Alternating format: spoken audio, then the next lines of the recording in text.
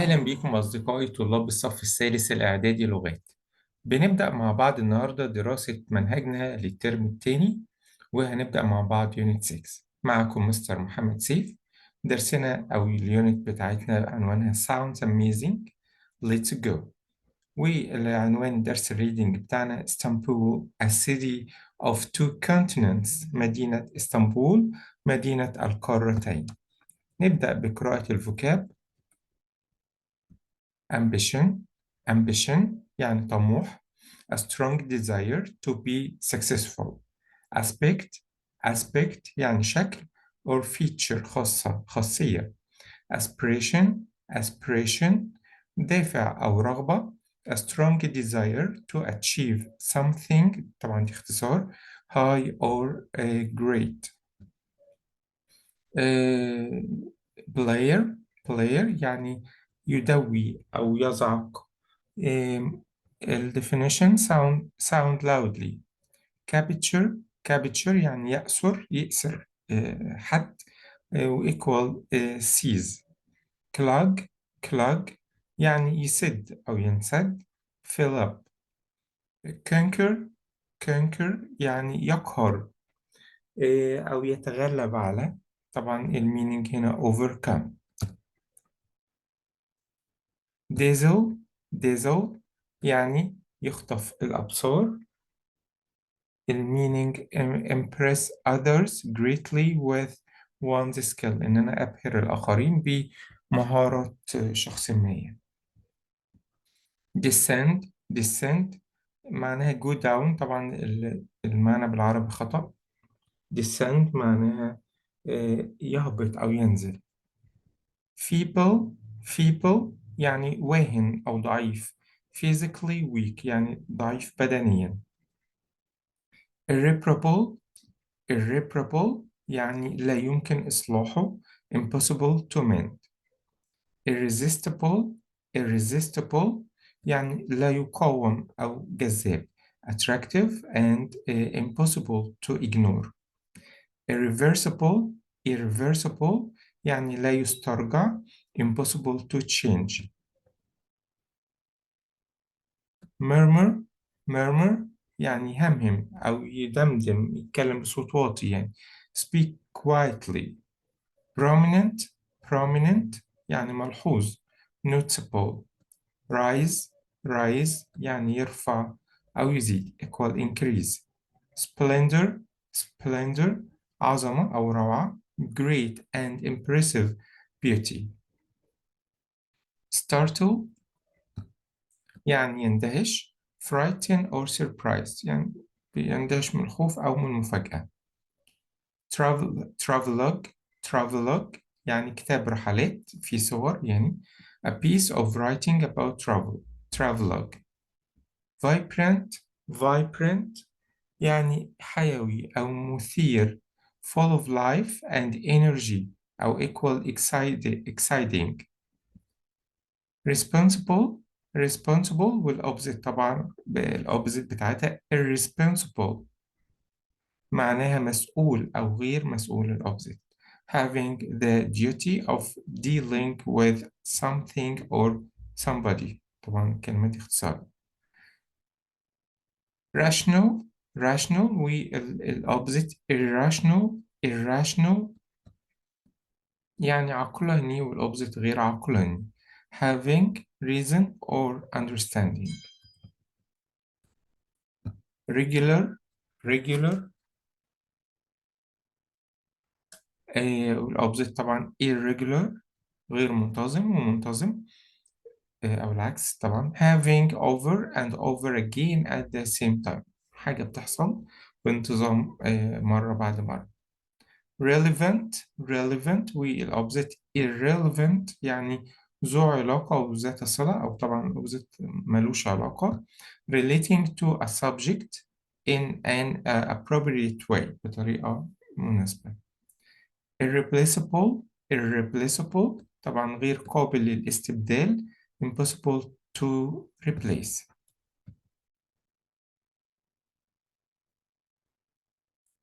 عندنا بعض الفريزز العبارات.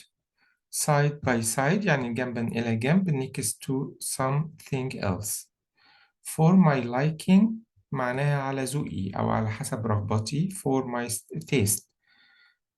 to take your life in your hands معناها أن تخاطر بحياتك، تاخد حياتك في إيديك. to do something dangerous تعمل حاجة خطر that could cause death ممكن تسبب الوفاة. to هي دي خطأ مش stop، هي to shop until you drop.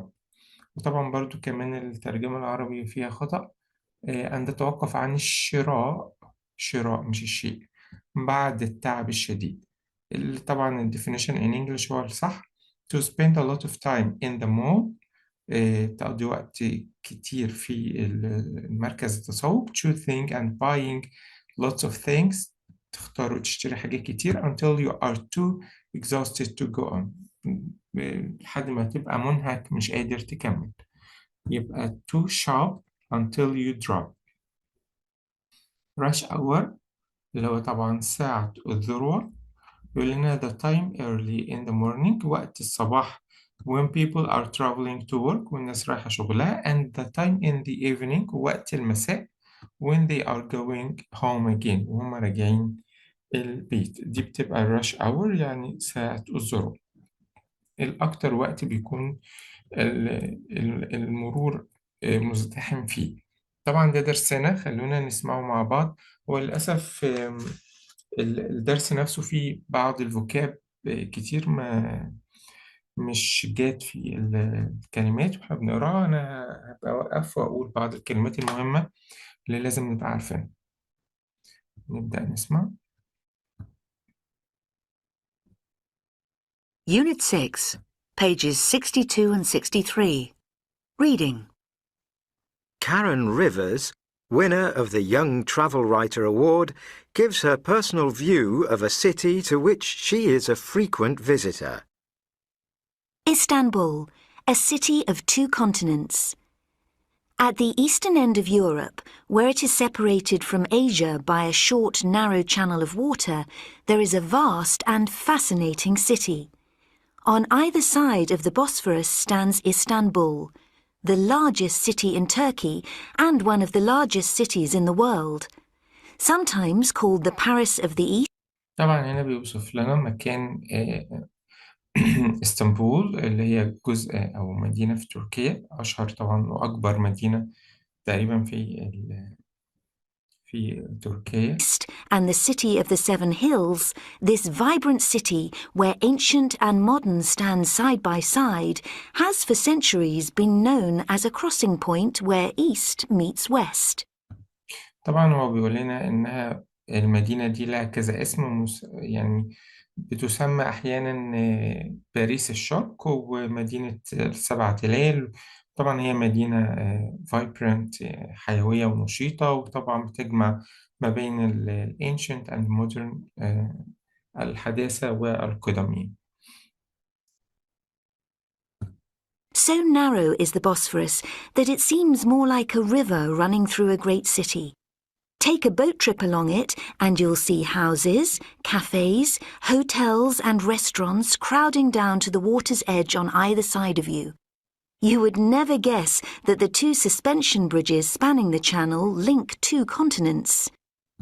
طبعا 2 suspension bridges اللي هي الكباري المعلقة، طبعا ده اللي بيربط ما بين ال 2 continents، قارة طبعا آسيا وقارة أوروبا.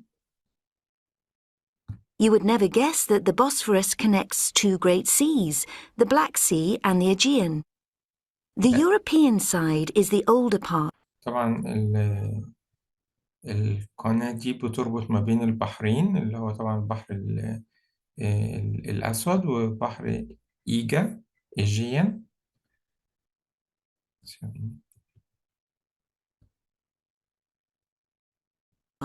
And the financial district is on that side too. Land and houses are expensive, so lots of residents live in Asia and work in Europe. If you live in Istanbul, just going to work or college can mean changing continents twice a day. I've always بسبب ارتفاع أسعار السكن في الجزء، طبعا احنا عرفنا إن القناة دي بتفصل ما بين جزئين المدينة، فبسبب ارتفاع السكن فالناس غالبا بتعيش في الجزء اللي هو تبع قارة إيجا اللي هي آسيا، وبيشتغلوا طبعا في الناحية التانية. وده معناه إن هما بيعبروا الكباري المعلقة مرتين في اليوم. Found it one of the most fascinating aspects of the city. Unfortunately, there is no road tunnel under the Bosphorus. The bridges get completely clogged with vehicles. طبعا بتقول إن لسوء الحظ مفيش نفق تحت البوسفورس اللي هو القناة اللي بتفصل الجزئين المدينة. وطبعا ده بيخلي إن الكباري بتبقى completely clogged، بتتقفل تماما بالمركبات أثناء طبعا rush hours، ساعة الذروة. Okay. During the rush hour, and the ferries are crowded. Perhaps the city's commuters don't find. اوكي، الكلمة دي مهمة. commuters معناها المسافر يوميا إلى العمل. طبعا احنا عرفنا الناس ساكنة في جزء المدينة اللي هو تبع آسيا، وبيسافروا كل يوم للناحية التانية اللي هو تبع أوروبا. فعشان كده بما إن هما بيسافروا يوميا فبنقول عليهم اللقب ده أو الاسم ده commuters. يعني مسافر يوميا إلى العمل. كمل. Changing continents quite so fascinating. Traffic is one of my least favourite things about Istanbul, and the roads are far too busy for my liking. In the large and bustling Taksim Square, you take your life in your hands when you walk across.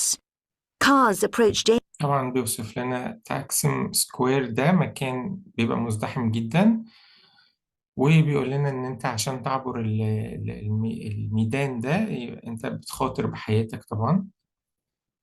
كمل. dangerously fast from all directions, horns blaring and smelling like old oil cans. Fortunately, there are plenty of areas in the city where there is little or no traffic at all. ولكن طبعا لحسن الحظ في أماكن تانية وفيرة في المدينة بيبقى فيها مرور قليل أو ما فيهاش مرور خالص. يعني لو أنت حابب تعمل شوبينج. نكمل. So, whether you want to shop until you drop, view the historic sights, or relax in a courtyard cafe, there's somewhere that will be just right for you. In Istanbul, you can't ignore the history. Its magnificent structures are of real architectural splendor and a visual inspiration, especially if you have a camera to hand. By the end of your visit, you will have taken hundreds of stunning photos. The domes and soaring arch. طبعا بيقول إن أنت ما تقدرش تتجاهل التاريخ في مدينة اسطنبول، لأن طبعا المباني كلها رائعة والبناء المعماري مذهل. وطبعا لو أنت معاك كاميرا في نهاية رحلتك أو زيارتك هيبقى معاك مئات الصور المذهلة أو الرائعة. Of the Hagia Sophia impress every visitor. This church, which became a mosque and is now a museum, was built. طبعا بيكلمنا هنا الدومز والارشز هاجيا صوفيا. طبعا ده من أشهر المعالم السياحية هناك. هاجيا صوفيا ده هاجيا ده لقب زي السينت كده، القديسة صوفيا. طبعا المكان ده كان أصله تشيرش، كنيسة، وبعد كده بقى موسك، أصبح جامع، وأخيرا أو حاليا بقى ميوزيوم، متحف. 1,500 years ago. I find it truly uplifting and is one of my favourite buildings. The city itself was established 1,000 years earlier by King Byzas, for whom it was named Byzantium. طبعا ال 1500 سنة ده بناء الكنيسة أو هاجيا صوفيا ده اللي هو متحف حاليا، ولكن المدينة طبعا أو اسطنبول نفسها من آلاف السنين تم إنشائها عن طريق الكينج بازس دوت، اللي هو مؤسس طبعا البازنطية. So it continued for 900 years until conquered by the Roman Emperor Constantine and renamed Constantinople. Sultan Mehmed II, whose armies besieged and captured the city more than 500 years ago, بسيج يعني حاصرة بسيج. طبعا سلطان محمد الثاني ده بيقول لنا هو جيوشه بسيج and captured يعني حاصرت وأسرت the city مدينة. made it the capital of the Ottoman Empire, which lasted until the Republic of Turkey was established by Kemal Ataturk in 1923.